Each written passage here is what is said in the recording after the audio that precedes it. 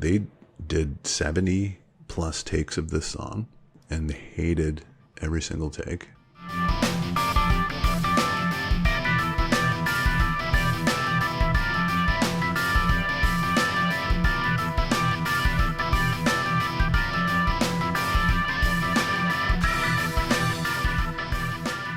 Alex Huard. Brent Jensen. It's like that's the Jetsons, maybe. It just kind of like came out of my head. It was weird. I was going to say, even as I said Jensen, I was like, meet George Jensen, meet Brent Jensen. It works. Meet George Jensen. The Jensens instead of the Jetsons. Complete, like I did not try to do that. Just why has it taken us, in particular me, so long to realize that you're basically the Jetsons? Like, how it doesn't. More importantly, why is it taking my mother so long not to point this out? She's usually like quick on the draw with those things. Hey, we should turn Brent's name into the Jetsons theme song. George Jensen. Trust me, she's probably kicking herself right now too.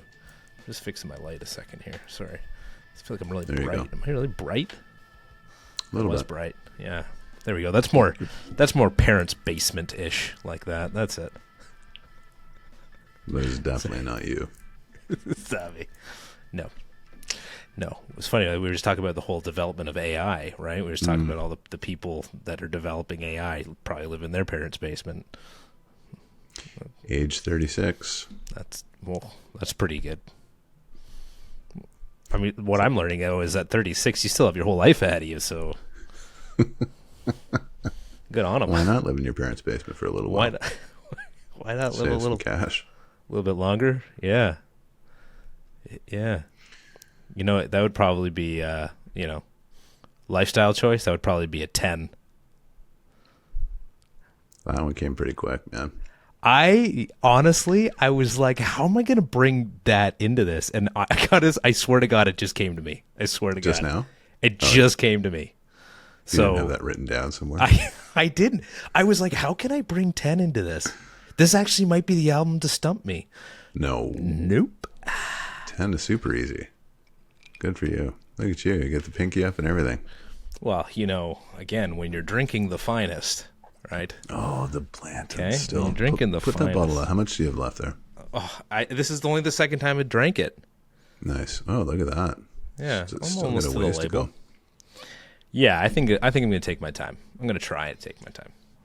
I'm going to save that. I haven't opened that one yet. Yeah, you actually tipped me off to it. I did. Can you believe that? Me. You. This guy. Yep. That was a 10 out of 10 move, man. That was going to say, yes. That's Brent Jensen. Meet George Jensen. Nice work, man. That was awesome. I can't believe I did that. You did it. Welcome to the club. Welcome to the God. club. We'll see how you do next episode. 10. 10 by Mookie Blaylock or Pearl Jam. Yeah. Pearl Jam. Didn't want to get sued. That's why they changed it. What a ridiculous. Thank God they changed that name. Was that the reason why they changed it? They didn't want to get sued? So they while they were recording this record, they were called Mookie Blaylock. And was it Sony or Epic? Who did they sign with? Epic. Whoever it was said Mookie Blaylock just signed a Nike endorsement deal that's worth a lot of money. So I would not try to use his namesake. And they said, no, come on, who cares? And finally they got talked out of it. But thank God.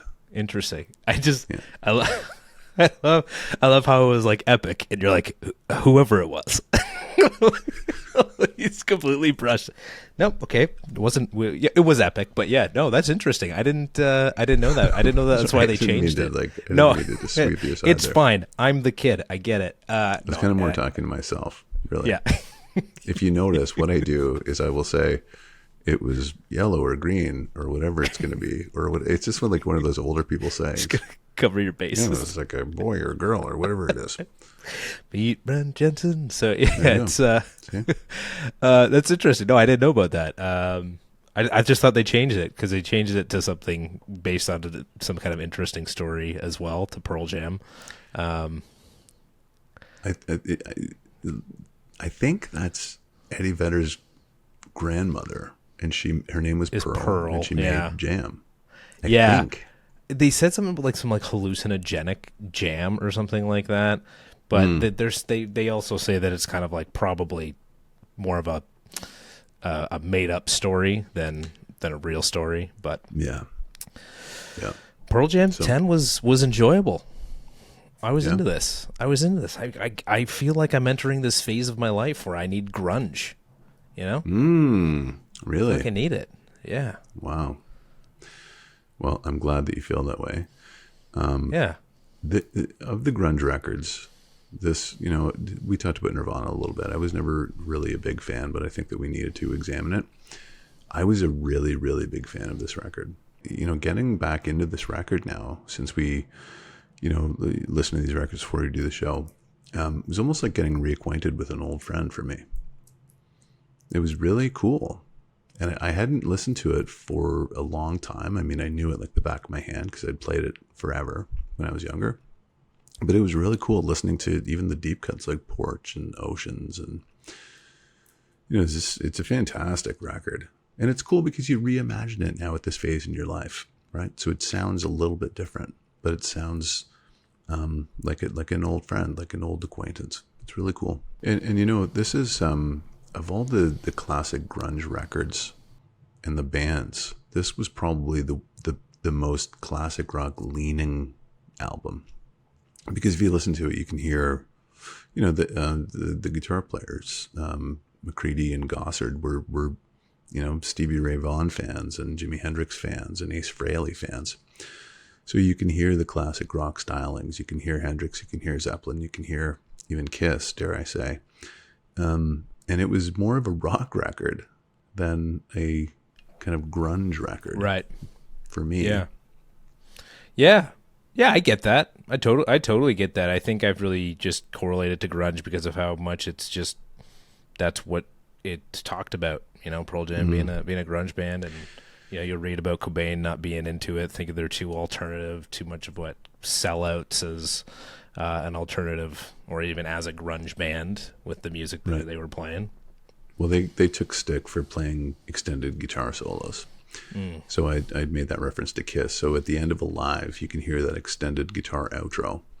And I think it's McCready who plays that. And he confessed later that he stole that from a Kiss song called She. That a lot of those licks that are played in that She solo, guitar solo, he kind of copped that and put it at the end, to fill in that outro of Alive. That's from Kiss. That's cool. Yeah. Wow.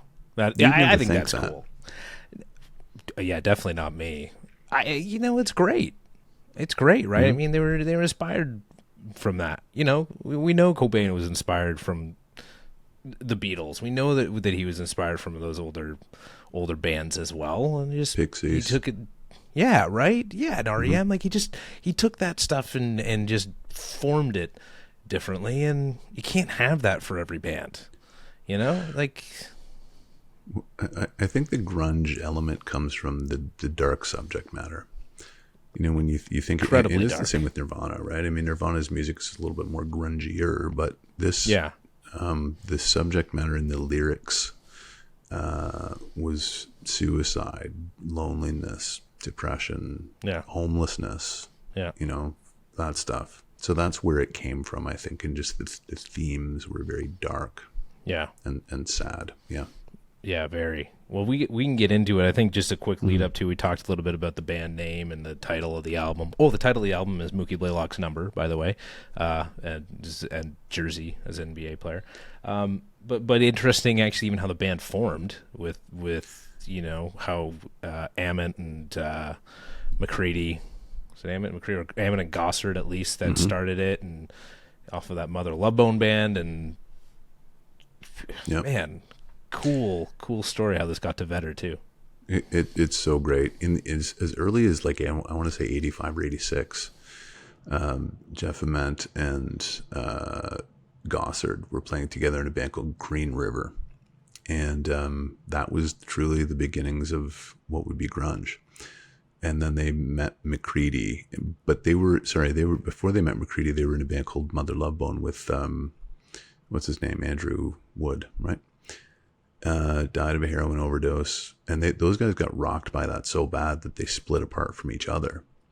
And then I think Gossard started to play with McCready, and McCready talked him into bringing Ament back. Yeah. And then they said, okay, let's try and find a singer and a drummer. And they created this demo tape that Gossard put his name on and circulated it. Alive was on there, but they were all different names. Like Alive was called Dollar Short. Once was called like Egyptian Crave or something like that. So they all had different names. And then they circulated this tape, and one of the guys, the old drummer from the Red Hot Chili Peppers, Jack Irons, got it, and he gave it to his friend Eddie Vedder, who was a surfer in San Diego. And isn't that crazy? Crazy. And so, yeah, he's like, you really like this, and you probably sound really good as their singer. And so he on the demo tape, he wrote lyrics. He wrote lyrics and recorded them on the demo tape and sent it back. And the guys in what would be Pearl Jam were so happy about that, and they liked it so much that they offered to fly him to Seattle to audition for the band, which he, successfully did. And then they found a drummer. That drummer's name was Dave Cruson. I remember, Alex, this was a very special time for the movement of grunge, being in it. Mother Love Bone was a special band. I mean, you could see these things forming. Like there was a soundtrack called Singles that came out, and like you could really kind of feel the pronouncements of this new thing that was happening, and you could see it taking shape, like literally right in front of you. And it was cool to be inside it. Like it was like a really cool movement. And I look back on that now. I mean, I didn't really have an awareness of it at the time. I knew it was different, and I knew something was happening. But when I look back on that now, I go, wow, that was like fantastic. Yeah. Absolutely. It had to have been. Just thinking about, we've talked about it being the last great decade of music, and, Pearl Jam being the last, or Nirvana being the last great rock and roll band. Like, these guys were singing about, too, how they were getting it across in the style that they were, and based on what I saw from live shows, again, it's just this release that the kids of that day were looking for. Obviously, in my opinion, Vedder climbing truss and sound, speakers and jumping off into crowds, and like, yeah, that's what they were looking for, And it really comes across in the music. When Once kicked off, I hadn't heard Once before, and it was like, it just hit me. I was like, whoa, like what?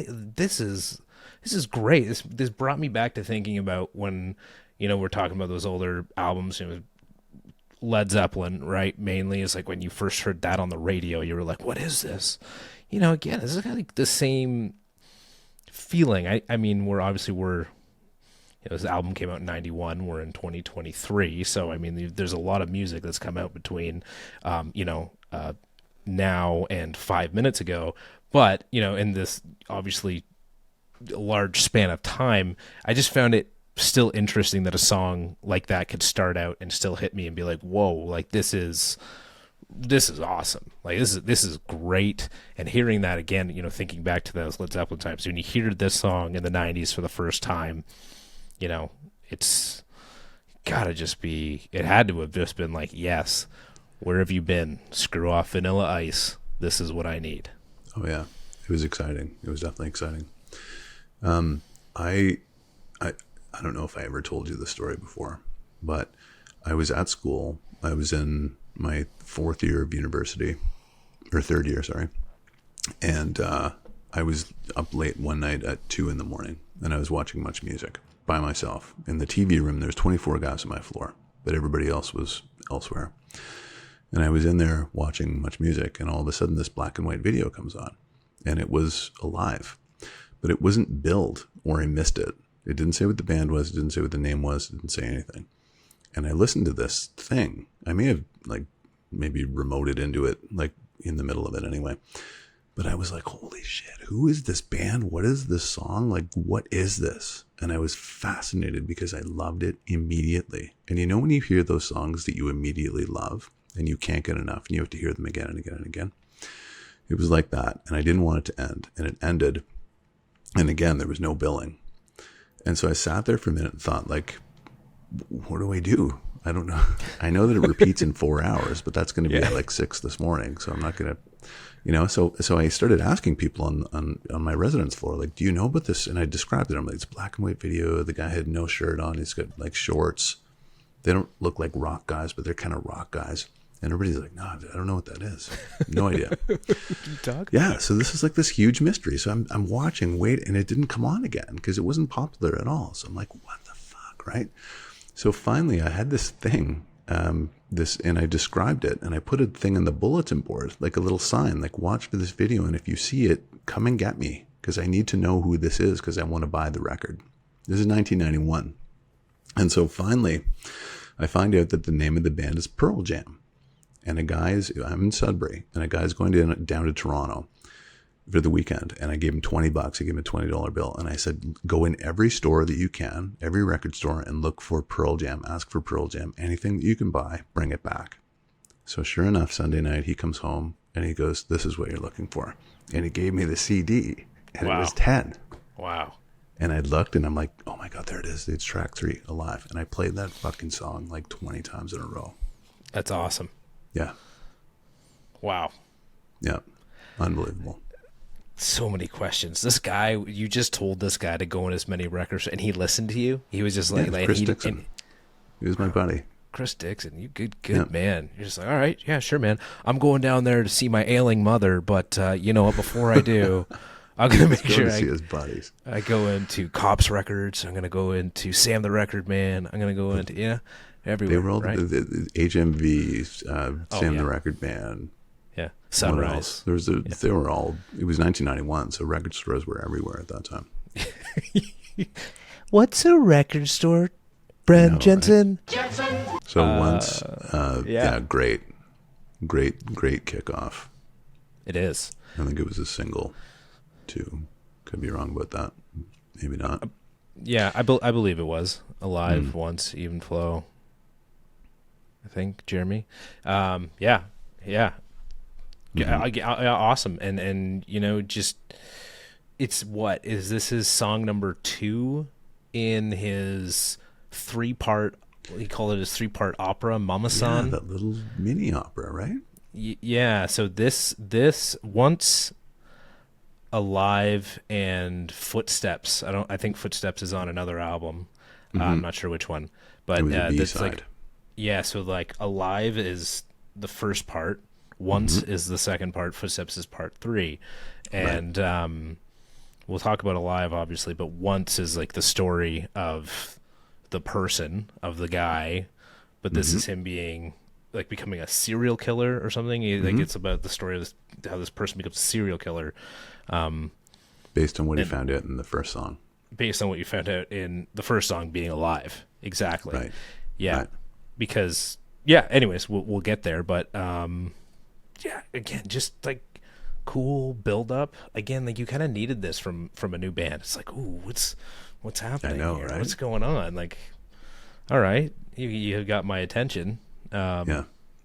So what's going on? And then he kicks in, and everything kicks in. It's incredible the sound that they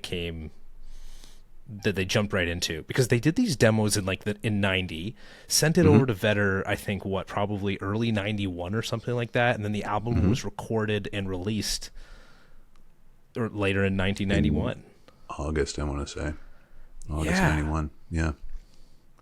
Like, it's just crazy how how quick the band and this album all came together. Truly it is. Yeah. So those guys were looking for a singer or drummer. They found Vedder. They found Cruisen.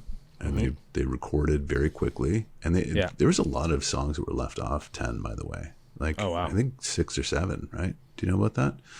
No. And they showed up later on something called Lost Dogs that was released in 2003.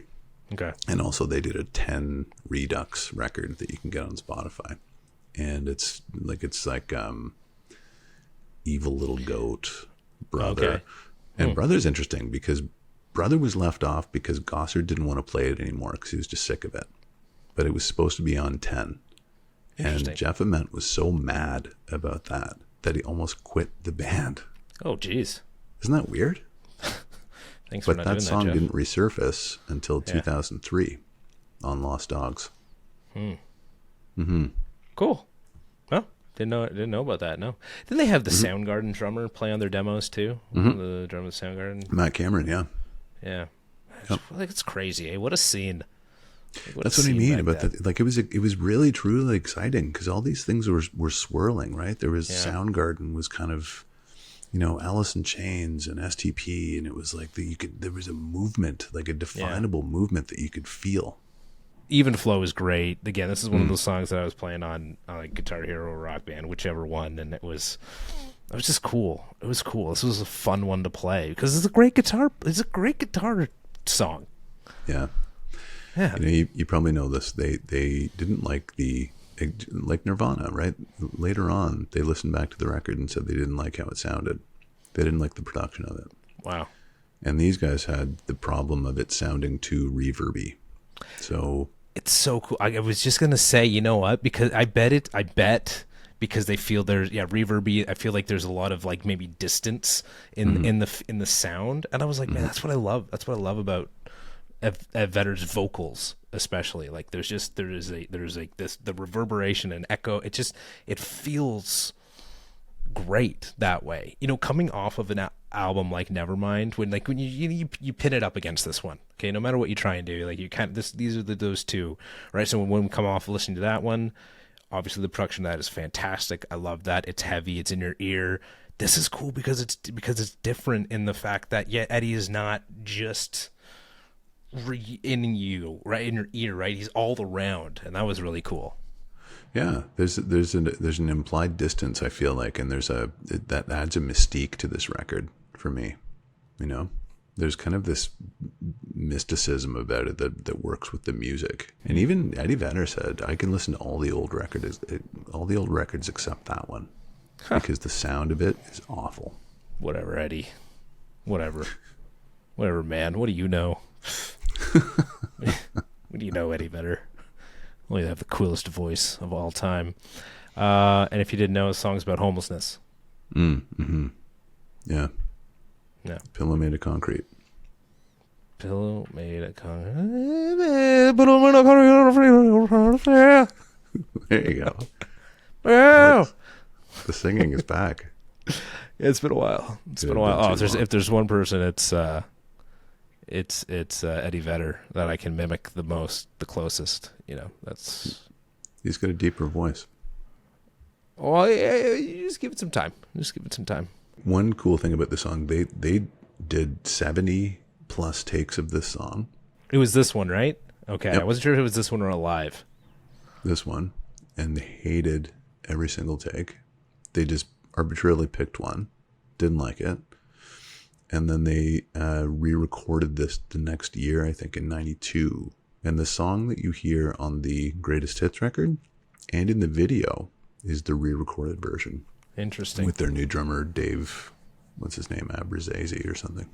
Interesting. Yeah. Okay. Struggled with it during the recording of 10.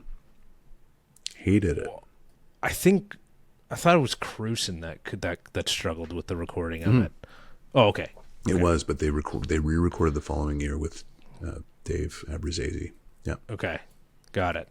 Cruisen said he didn't have a feel for it, and they had to speed up the middle of the song or something in order for it to work. And it was it's interesting to hear that because the majority of the album was recorded pretty quickly. Like a lot of the songs are recorded at just a few takes, whereas that one was yeah. I mean, I got through it first try on Guitar Hero, but of course you did. Yeah, that was all 4 buttons. That was me. I lied. There's 5. I lied. There's 5. Okay, which makes it difficult because you play with your 4 fingers, and then there's a 5th one. Okay, imagine trying to hit 4 buttons, 5 buttons with 4 fingers. Can you imagine that? How did you survive? How could it's a joke, people. I got to make sure I say this is a joke. I'm joking. Oh, it's a joke. Okay, damn it.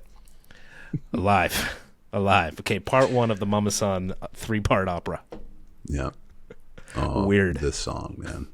Weird. This is one of those, on my show, as you know, we talk about the music that makes your skin vibrate. This, like every time I hear that, the neck of the guitar, and then that A chord is just like every time I just get like the hair on my arm stand up. Yeah. I gotta say that's me for Even Flow. When Even Flow kicks off, like that beginning of that song, freaking amazing. But Alive, it's good too. It's good too until you read about it, and then I read about it. It's terrible. I mean, it's partly autobiographical.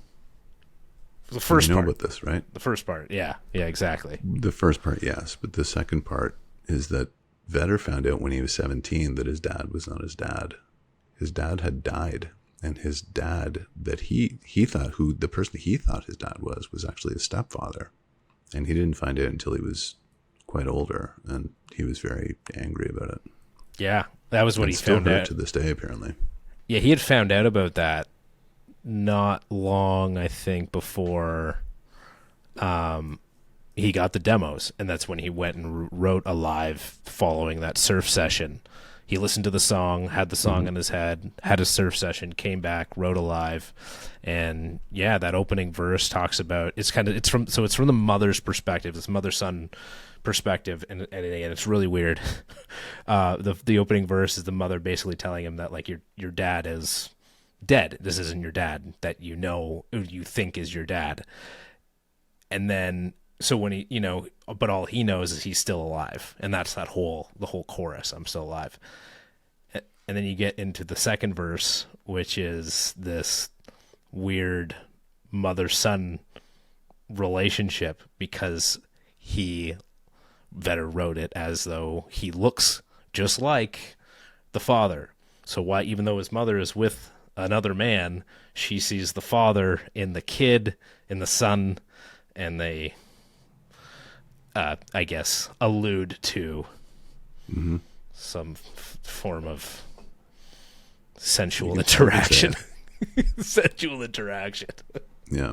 Yeah. But everybody's like, oh, the song, it's so like, yes, I'm still alive. And everybody's like, oh, yeah, like it's like so empowering and uplifting. And he's like, no. It's great that you feel that way, but that's not what it's about. That's right. Which is like weird. Like why? Like and then you start diving into his lyrics. You start really diving into the things he's writing about.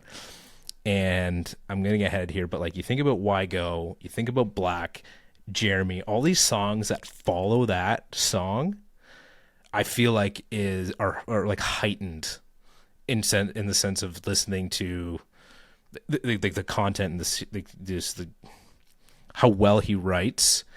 And when you read it, it seems actually pretty simple, but you're like, I can't do that anyways. But when you read the way that he writes, it's not anything crazy. Like it doesn't read as like super ambiguous. He just tells stories really well, and they're just kind of sad and depressing, but really well told, and then really well presented with the band. Yes, exactly. Yeah. There you go. One of the guitar players, I can't remember which one, said Eddie Vedder had this very peculiar talent of being able to write lyrics on the spot, like in real time. So he would listen to a song. They would say, okay, we have this new song. It's called, blah, blah, blah. And they would play it. He would listen to it. And as he was listening to it, he would write lyrics in his head. And then they would say, what do you think? And he would go, okay, play it again. And they would play it again. And he would just rhyme. He would rhyme off those lyrics.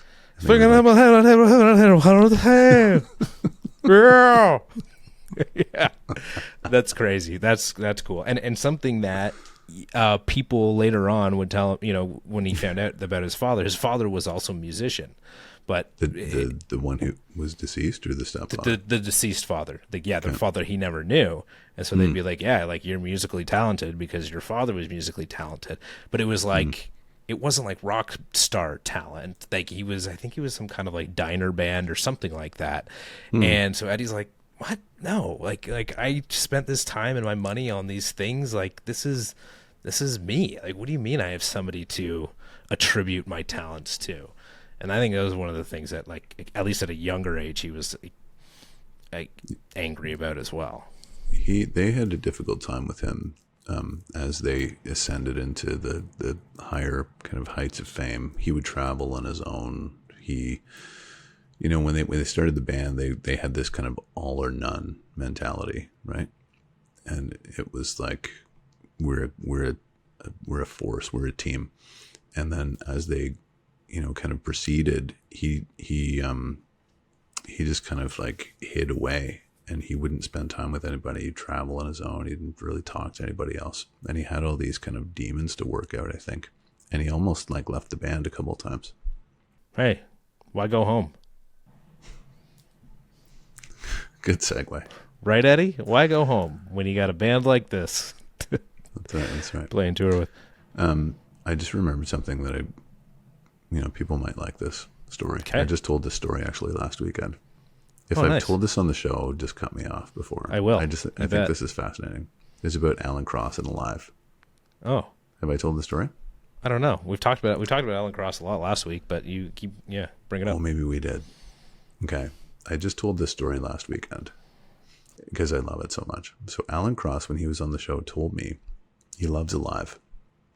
And he was at his friend's house who has, like, he's an audiophile, and he has like a stereo that's literally worth like $100,000. And so he said, Alan, if you listen really closely to Alive, you can hear a guide acoustic guitar track like buried like at the very bottom of the mix of Alive. And Cross is like, I've heard that song like 70,000 times, and I guarantee I've never heard, and I listened to like decent equipment. I've never heard an acoustic guitar in Alive. And he said, yep, you will.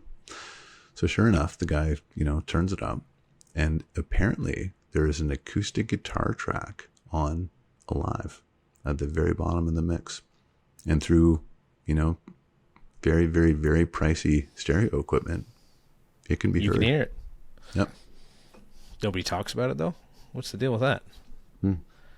Interesting. Cool. Yeah, he told me that. Well, I'm going to go turn it up. I can't hear it. Oh, throw on the headphones. I'll go turn it up. I'm going to go turn it up. You're Not right now, You're we're gonna drink talking, the rest but- of your Bland's bottle tonight and crank Alive. Crank it. Everybody's going to get angry in your house. Is everybody and sleeping? on your street. Were you sleeping? Yeah. And I'm just going to open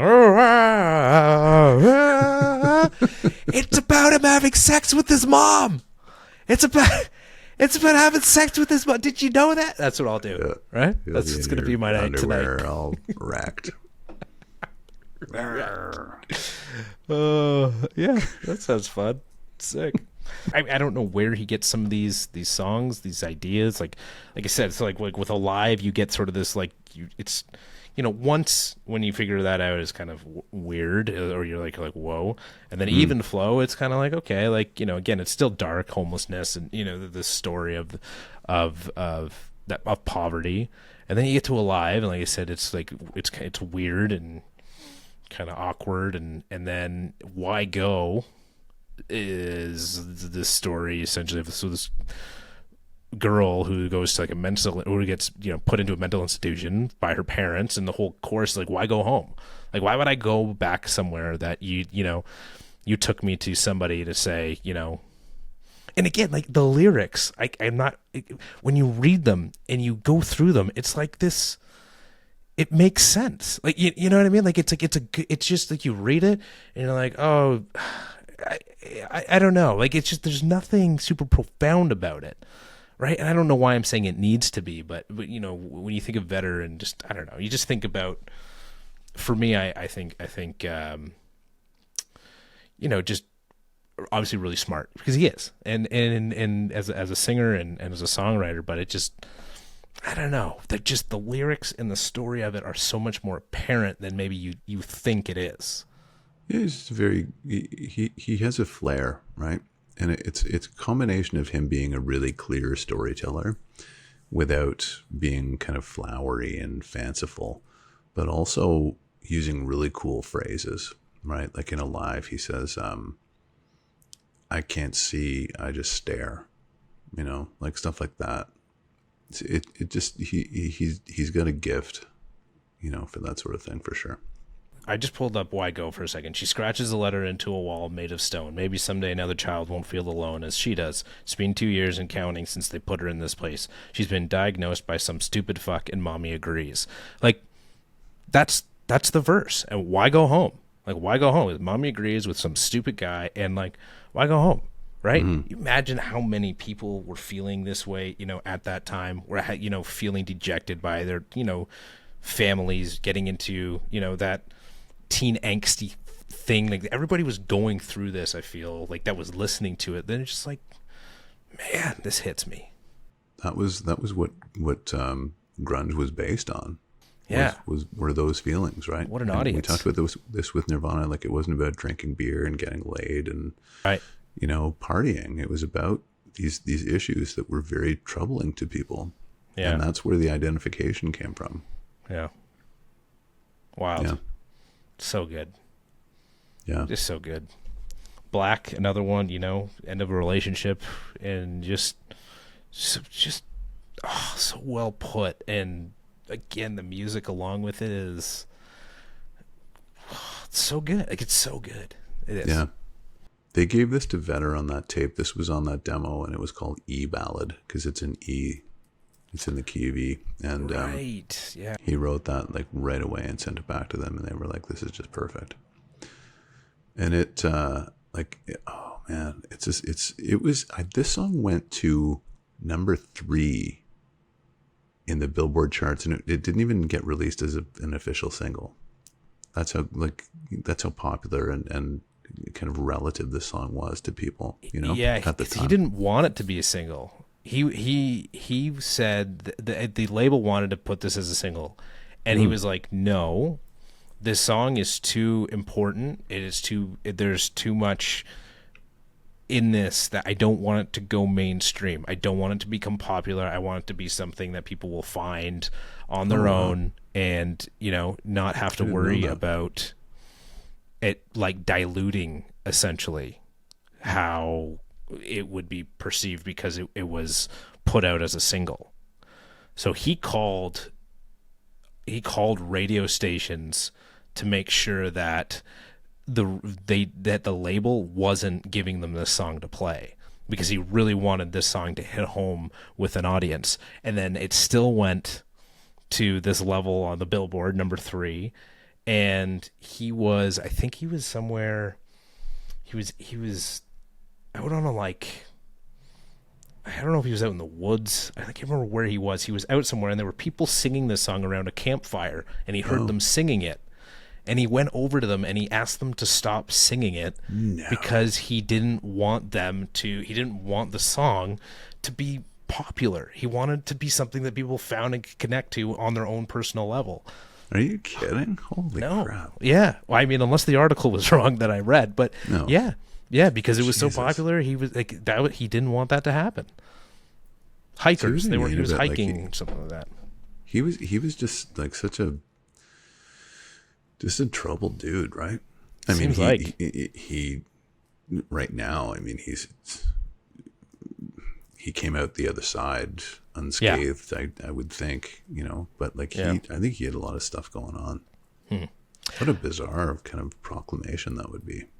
No kidding. I mean, it was like when you find out that your dad is not your dad and that you'll never meet your dad because he died. That's got to be. I can't even fathom. I can't even begin to think about that.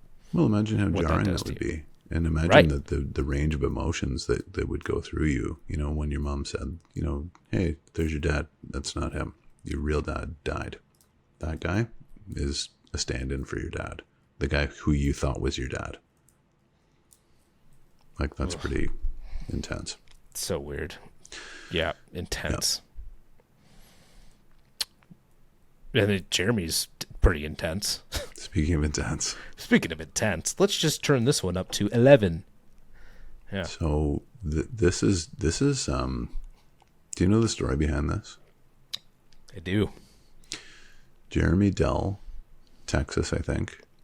And this happened in 1991. This happened like earlier in the year. So I think Eddie Vedder read an article in the paper about this. This Jeremy Dell kid was 15, Second period English class, went and got a gun from his locker. He was late. Teacher said, go get an admission slip. He said, okay. He went to his locker, got a gun, put it in his mouth, and shot himself in front of his class and his teacher.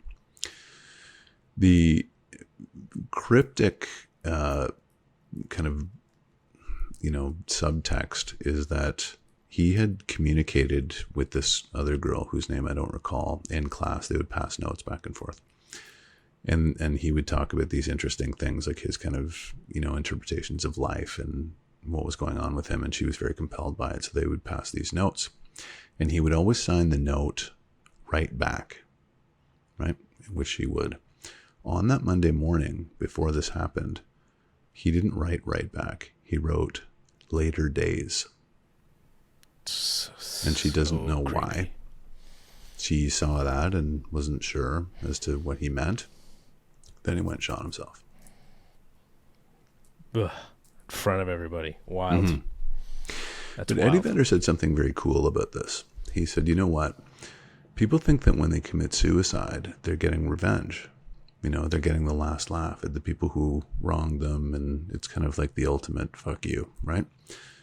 But really, the ultimate fuck you should be to not kill yourself and, survive and prosper and show people that you can prosper.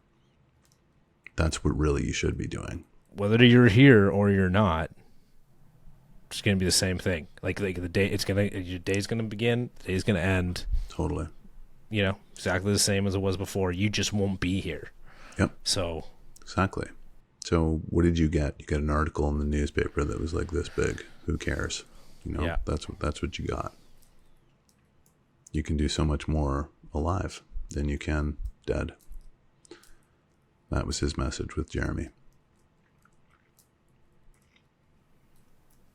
There's again lyrically for this one is man, at home drawn pictures of mountaintops with him on top, lemon yellow sun, arms raised in a V, and the dead lay in pools of maroon below. Mm-hmm. Daddy didn't give attention. And then there's this chorus. This chorus gets me. Or the bridge, sorry. Try to forget this. Try to erase this from the blackboard. Mm-hmm. And my mind goes to the blood and brains on the blackboard. Yeah, pretty much. He did it in front of the class. Right? I mean, just like you don't need to say that. Right? All he needs to say is you try to erase this from the blackboard. And when you have an idea or context of the story, you're like, whoa. Mm-hmm. Ooh, wild.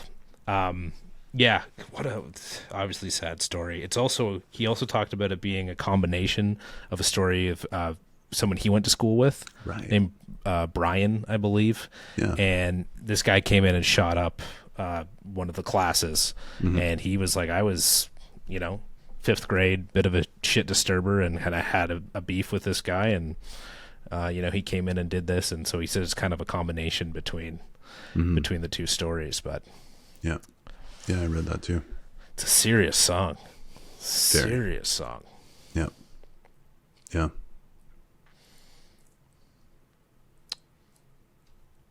Oceans. Do you not like this song? No, I do. I think it's great.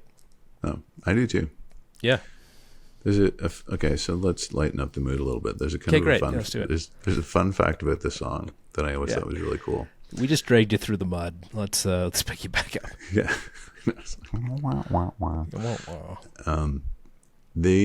When they were recording this, I guess they were so far away from a music store and they needed like a shaker or something. They wanted some percussive element, but where they were, they didn't have access to it. So they used a sugar pack. They did not. Oh, okay. Want to guess Go again? on. No. You'll never ever guess what they Probably used as a percussive instrument. They used a fire extinguisher and a pepper mill. Oh. Yeah. What did the fire extinguisher? Why couldn't you just use the pepper mill? I have no idea. There's a fire extinguisher if you listen. Guys, let's do that. Fire extinguisher. Interesting. Oh. I don't know if you have anything to add about Porch, but it's just a good tune for me. Towards the end of the album, like I think that, for me, all the best songs have played already. Like I like Garden But the songs that really got my attention were kind of like earlier in the tune stack. Yeah. Garden is Gordon. I saw Porch and Garden. I was going to say Gordon. Garden. Rest in peace, Gordon Lightfoot. Garden. I felt like was the end of like every, like you could hear this song in every 90s movie like credit scroll or something like that. Yeah. It just felt like a really good closing credit song to me. It's a very powerful song. Yeah. Yeah. I like it a lot. Yeah. It's good. And then, Deep is okay. I don't know. Deep. I think that I never really got close to the end of the record. I mean, I focused on Black and Alive and Once and Even Flow. Yeah.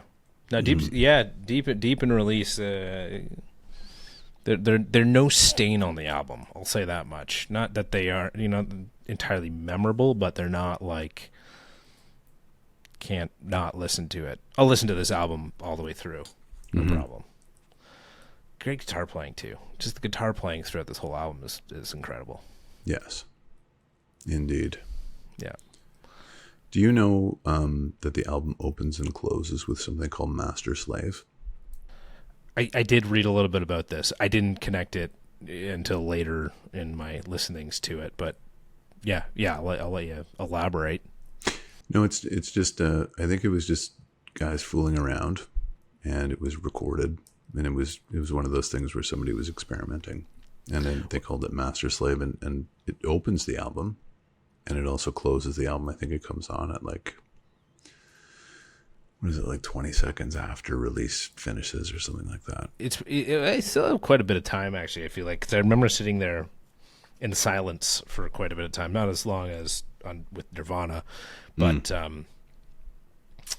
they basically did that sort of hidden track thing as well. Like you mentioned last week after Nirvana, everybody apparently did it. So, it was cool. Yeah, again, it's cool. I was into it. Thought Release sounded was a good way to close off the album. Felt nice. Oh, definitely. Yeah, I agree. Yeah, I would be cool. I would love to hear the song live. Actually, I would be, if they played Release. If I went to go see Pearl Jam and they play Release, that would be, I feel like, an experience. I'm sure that they have. Pearl Jam is just full of like great lore in terms of like. Do you remember when they recorded like every one of their shows and released it? Did you hear about this? So they would do like these extensive tours of Europe, and they would release bootleg type records of the shows, and they would play a bunch of different songs. They'd play like Yellow Ledbetter, and they'd play covers, and so you always had a different record, and there were hundreds of them. Wow. Yeah, that's really cool. cool. They do all kinds of cool stuff like that. It's great. Mm-hmm. Yeah. So what's your big fan? Big fan. Just, I got nothing wrong with this. This is a 5 out of 5. Is it a 5 out of 5 for you? This is a 5 out of 5 for me as well. Really liked it. Did you? Somebody commented on our Nirvana episode. Did you see this? No. The 10 out of 10. Yeah, the person commented, and if you're watching, please continue to watch. I just want to call this out because I was a little confused by it. But he said, they said, let me just try and pull this up real quick, because it sounds like I was being given flack for not giving it a 10 out of 10. But I gave it a 5 out of 5.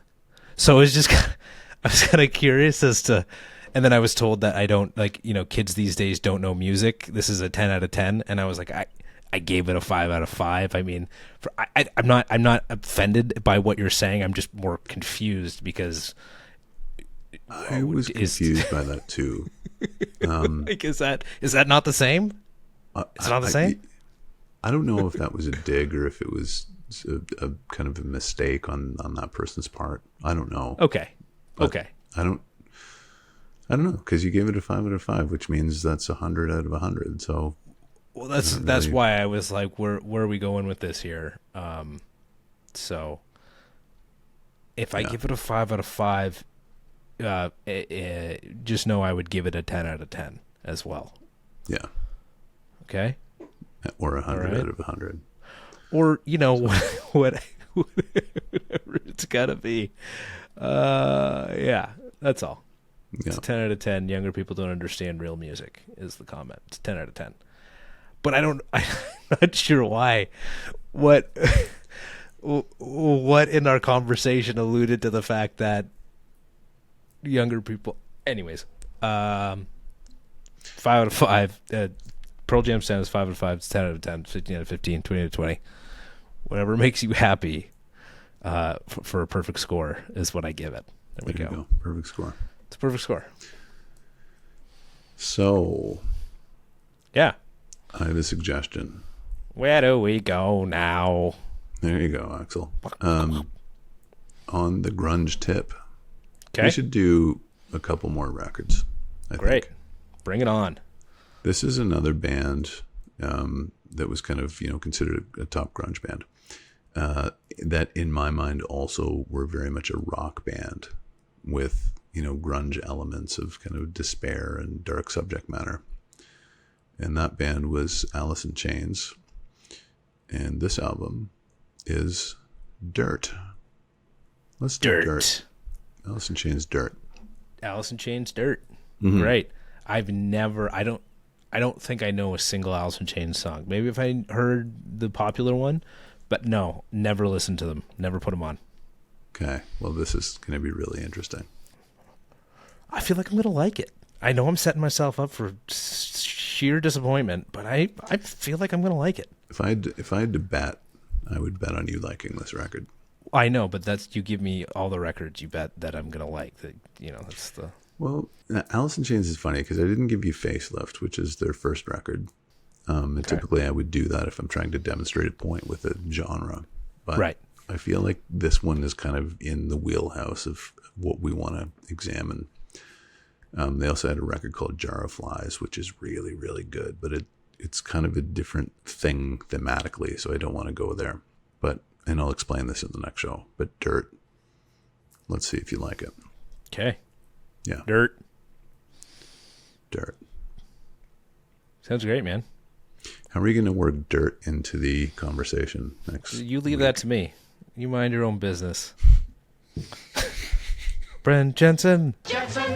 You just you worry about coming next week with the facts, and I'll worry about coming in tying dirt into to our intro. Are you hammered? They show me that bottle again. No, I'm on my first. I'm on my own class. I had free cubes. Just chill. When are you going to turn the music up? Live. The soon neighbors are as- going to call the cops. We hang. Alex up. is naked and he's knocking on my window. Just Just like that. he spread eagle at the window again. Again. Usually he does it without the music, but this time he's got music. Just tell him to go home. He's That's harmless. what. Been over this. Okay, great, man. All right. Chug that bottle and off you go, my friend. I don't need. I'm just gonna get it.